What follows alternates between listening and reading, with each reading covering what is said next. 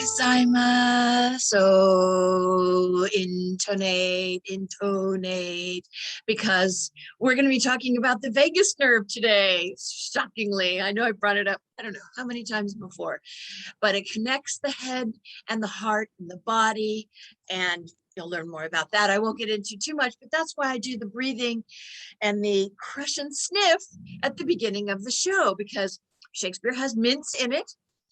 And I'm so proud of my peppermint and my spearmint that are still growing.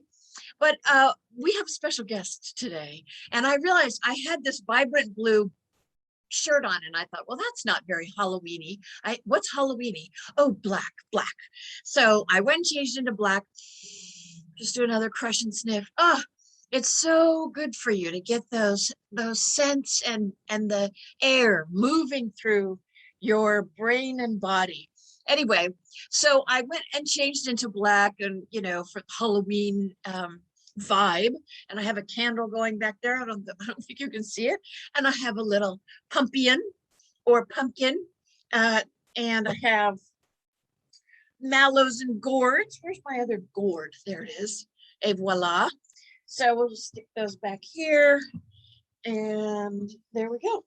So we have our little Halloween decor, and I wanted to talk a little bit about the witches in the Scottish play, because I did do an article for Huffington Post years ago. I think we have posted it in our link tree about why I do believe the curse is real, and I experienced it in two different productions of Romeo and Juliet, actually, where somebody said it. One of them was me, because I didn't believe the curse at the time.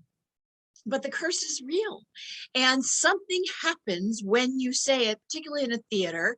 And so people get mad at me when I say, don't say that, we're outside. And I quote Shakespeare, all the world's a stage. So to me, just don't say it. But I explained in the article why I think the curse is true. It has to do with Fiona Shaw, a great actress who played a muggle in the Harry Potter series. Anyway, so, and the other thing I wanted to talk about with the witches in the Scottish play is that they don't put herbs in their cauldron when they're doing their spell, except for two poisonous ones, hemlock and yew. And I believe, and I say this later on, that it's because they're not trying to heal people with this particular grouping of ingredients. Let's just put it that way. And of course, they're changed to the Weird Sisters, I think, because King James was terrified of witches. And so, but so the Weird Sisters, the witches, whatever they're doing with their cauldron and bubbling and toiling and troubling and doubling, it's not all of that. But even I shouldn't say that, because that's the incantation, isn't it? It's the anti-heartbeat. The heartbeat is the iambic pentameter. Ba-bum, ba-bum, ba-bum. Anyway, I'm not going to go into that. You can read it in the article if you're interested, but we have a special guest today, and I was somehow intuiting and not paying attention to the fact that it's Jodi Cohen of Vibrant Blue Oils, which was probably why I was wearing the vibrant blue shirt, just sort of unconsciously. So because Shakespeare mentions medicine, of course, potions, tinctures, and distilling herbs. Tinctures he mentions 7 times, distilling or distilled or one of those mentions 20 times, medicines 29, potions 12. So, and this doesn't include 2 noble kinsmen, sorry. But that's it didn't get included until the 2nd folio anyway. But I have a bunch of these fantastic vibrant blue oils, because we don't always grow all the plants and herbs that I would like to, and I don't have my own personal garden, working on that. I turn to essential oils for the healing properties that they have, and it's really incredible. And she will talk about that more. So I almost forgot this week's line of the week, and I explain a little bit more later why the line of the week is so important for your brain. White and azure, laced with blue of heaven's own tinct. White and azure, laced with blue of heaven's own tinct. So that's just one of those great words like deracinate we had a couple of weeks ago. Tinct. It's a great word to say and feel with around with your mouth and all that kind of stuff. Try it, you'll like it. Okay, so with that, I want to bring on Jodi Cohen of Vibrant Blue Oils and the vibrancy that they bring to the distillation table, if you will. Hello and welcome to Jodi Cohen. I'm so excited to have you here Oh my today. gosh, This is our thank you. Halloween show because I was trying to think about themes and all of that kind of stuff. And here's the weird thing. The witches, everybody thinks they're putting all these herbs in the cauldron. Shakespeare talks about distilled a lot because there's a lot of talk about distilling tinctures, distilling potions. There's a lot of tinct is used quite a bit. And so that's our line of the week. White and azure laced with blue of heaven's own tinct. And the reason that I chose that one is because Jodi founded Vibrant Blue Oils. And so these are tinctures, right? Do you call them Yes, tinctures as well? Okay, so are they plants distilled? yes. Essential oils are the concentrated essences of plants. So they are plants distilled. And my favorite blend is clove and lime. So I'm looking at clove, which Ah, struck with cloves, love is labor lost. So I yes. love that because that is kind of my favorite. So my heart, I love it. Scent. Why is clove your favorite? It's a combination of clove and lime. So most of our, all of our unconscious reactions, breathing, heart rate, things like that, are a function of your Mhm, autonomic nervous system, automatic functions. mhm. And so there are kind of two branches. There's the fight or flight, like I'm flipping out.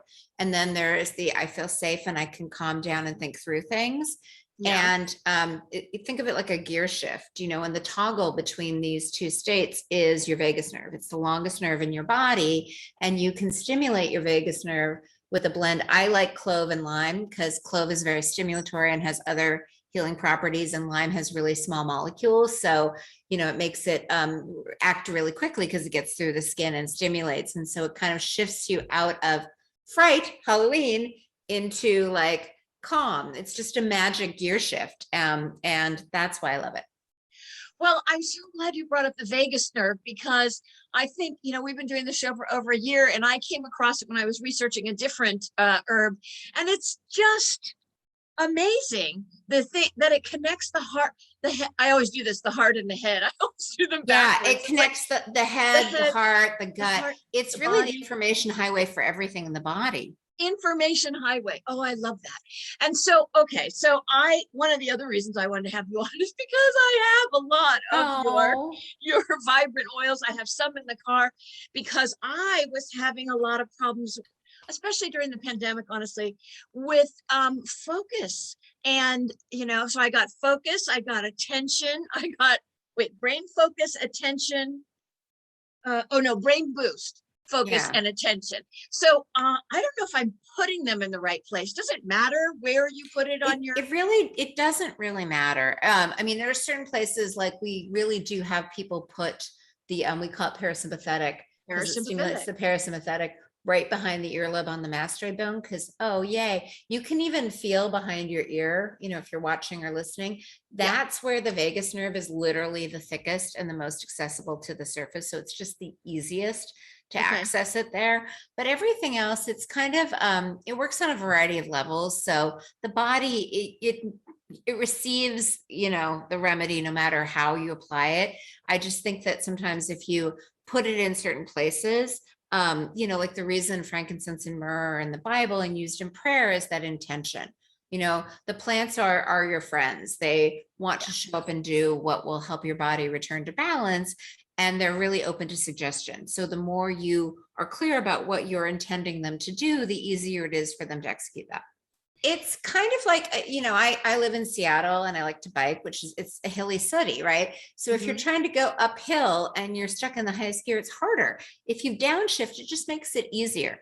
It's kind of like, if your phone has Mm. one bar, it's going to be really hard to communicate. If you can move to an area where it has more bars, more voltage, it's just kind of setting you up for success because it's shifting your nervous system into the place where, you know, when you think you're going to die, resources are allocated to keep you alive.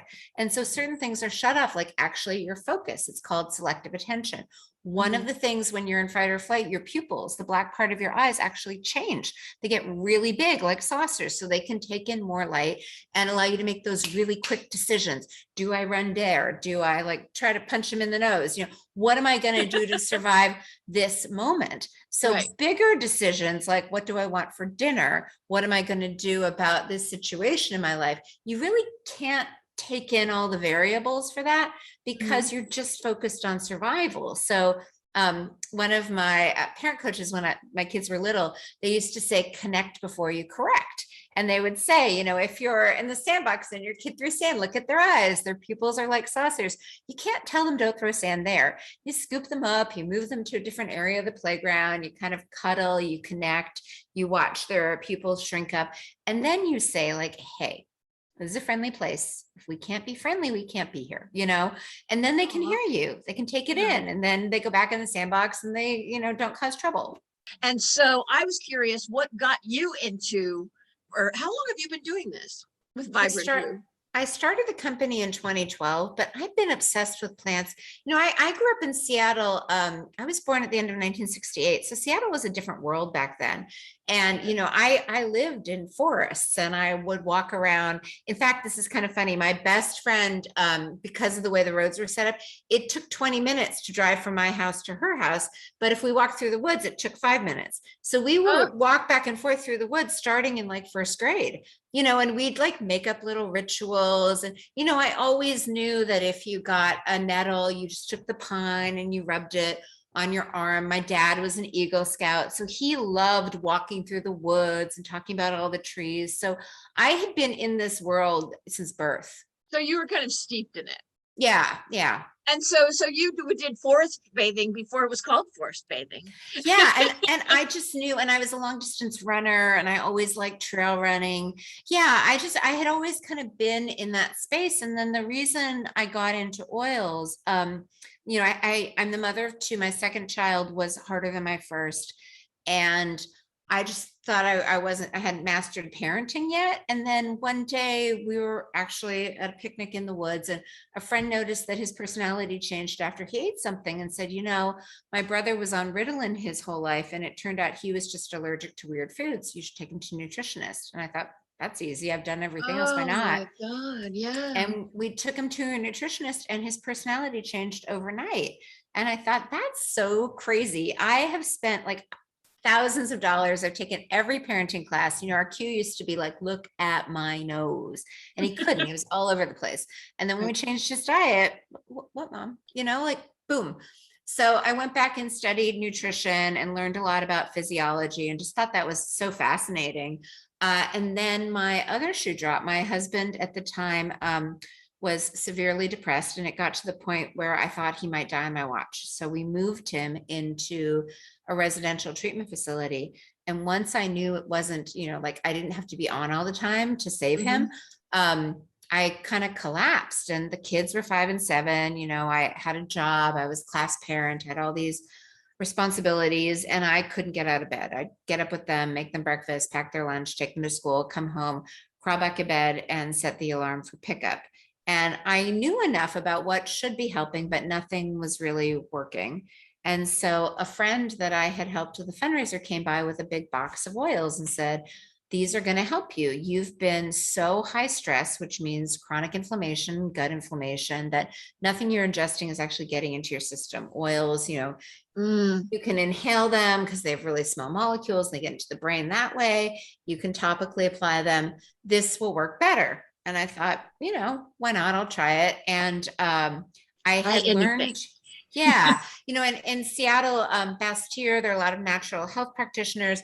I had learned this technique called muscle testing. That's really I love that. Yeah. Way to kind of discern what's going to work and what won't. So I muscle tested the box for my adrenals, which I knew were kind of the organ that was just out of gas. And I got 5, and that confused me for a moment until I realized, oh wait, they're liquid. I can combine them. And so I shifted gears and started testing each oil. Okay, 3 drops of this one, 5 of this one. Brand new to oils. Put it, I think, in a shot glass. Mixed it up, and then put it on my low back where I knew the adrenals were the most accessible. And it was literally like someone breathed life back into me. I was like, oh my God, I can go running. I can clean the house. I can go to the supermarket. Like, I got more done in that day than I had in the past month. And then once Okay, so I know realized, people are going to ask, like, what do you put on your lower back now? Or how do you even know which one you need? so I knew enough about physiology, and I knew that when the adrenal glands are balanced and they function properly, they release the right amount of cortisol, not too much, not too little. It's very Goldilocks, right? You know, Yeah. if you're jittery and hyper and you can't fall asleep, you're having too much cortisol released, you're too hot. If Mhm. you're exhausted and can barely get out of bed and wake up tired, you have too little. And that's, too cold. So you want just right. And what the beauty of plants, unless you choose poisonous plants, are that they return you to balance. They put you in just right mode. It's not too hot, too cold. And so it was a combination. It's now our adrenal blend. You brought up a really important point. Can you overdose on herbs? It depends on the herb, right? Poison is poison even in a small quantity. Can you Right. overdose on mint? Probably not. Basil, you should be fine. We kind of we have an off switch. We stop feeling hungry at a certain point, but that's not really a hypothesis I want anyone to test. So I Right. always say just start small. Yeah. Yeah. See what makes you feel better. Now, I just Yeah. want to go back to something you said about nettles and pine. I say, because of the book, nettles, and we crush up dock leaves and put it on there. But you might not have dock in Seattle, for all I know. Do you what's Well, the pine remedy? it's what's really interesting. I mean, I always think that nature has the cure. So wherever Me too. there is like the potential problem, there's the cure. So in Seattle, where I live, if you look at the underside of pine, they've got these little kind of pods that are powder like. And if you just tear a little pine leaf and rub it on, it will kind of the powder will get on the nettle and it will stop hurting immediately. Oh, I love that. Well, and also I love that you have nettles. Like I said, I live in New York City, and a lot of people that I deal with and run across, they have no idea what nettles even are. And they now have started carrying them at the farmers market when they're in season. And so I make nettle tea or nettle soup and have people try it. In England, where I also am a lot, much, much more prevalent, much, much more often used, all of that kind of stuff. So if you're putting those herbs on your adrenal glands or your lower back, and this is another good place to put them, doesn't matter which goes where. Like I got the parasympathetic because I thought it was like the sort of master healer, and then everything else. I put focus under my nose when I really need to focus, so I'm constantly smelling it. I kind of feel like most of us are intuitive. And so those are suggestive points. It's kind of like if you have a coloring book, do you have to color in the lines? No, you can color wherever you want. It's a suggestion. Mm-hmm. But Okay. there is some power to certain acupuncture points, like one of the challenges with getting remedies into the body and the brain is kind of the systemic component. Like when you ingest things, they have to travel through your digestive channel, then through your liver to get into the bloodstream and then circulate throughout the body. If you put something on an acupuncture point, it kind of activates a different systemic pathway. So there's a benefit to that, but it doesn't mean that you're going to do it wrong if you do it differently. And if you follow your intuition, it's very likely that you're stimulating something else that your body needs more. Now, and I also think it was you who said that you didn't recommend sort of diffusing the oils into the room. Is that right? Well, I think, yeah, it's not that I think that certain companies want you to spend more money more quickly. So the fastest way to burn through Surprise. supply is to drink things or to diffuse them, because then you get through them quicker, right? Right. So if that was my goal, I would say, oh, diffuse. But I really feel like it's kind of, you could be flushing them down the toilet too and go through them faster, because I like value. So in terms of what I think gives you the most bang for the buck, and as actually the most efficient way to use them, just smell it. You don't need a whole room full of things. You can just smell it and when you've had enough. Or topically applying it, because then you also activate the acupuncture channels. It's not that it's bad or wrong. It's just it feels a little wasteful to me. Yeah. Yeah. Oh, that's great. Well, yes, we don't want to wait. We don't need any more waste in the world. That's certainly. Yeah. If you had any last pieces of advice for how we were going to use these oils or distilled healing liquor, this distilling liquor, drink thou off. What would you say? What would you tell us? Well, I'm a quote girl. I love quotes, and I also really like intention. So I would say, be it your favorite quote or just like, may this be in my highest good, and just let it. But the more you can almost, recite poetry and lyrics to the oils, or set an intention as you're doing it, then the oils can show up in the best possible way. Oh, I love that. I was just reading about how Seamus Heaney, who is the poet laureate of Ireland, is starting this plant a poem initiative where you write your poem on seeded paper and plant it. So that goes with that as well. So plant a poem or say quotes to your oils. I love that. That's a great thing for the week. And also distilling Halloween into the best possible spirits around. Exactly. So Jodi, thank you so much for coming on. I very much appreciate it, and I love what you do. So thank you. And thank you for the book. It's great. Oh, good. Thank you. Well, yes. See, now you have more quotes to say to your oils. Exactly.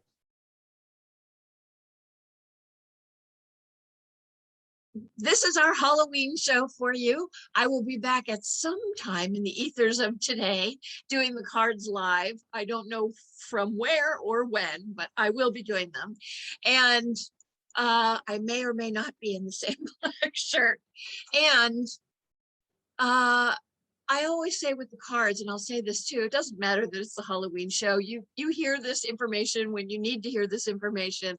And the information about the oils and the herbs and the healing aspect of all of this is relevant and pertinent. Doesn't matter what day or time of year it is. So thank you, and see you next week, I hope.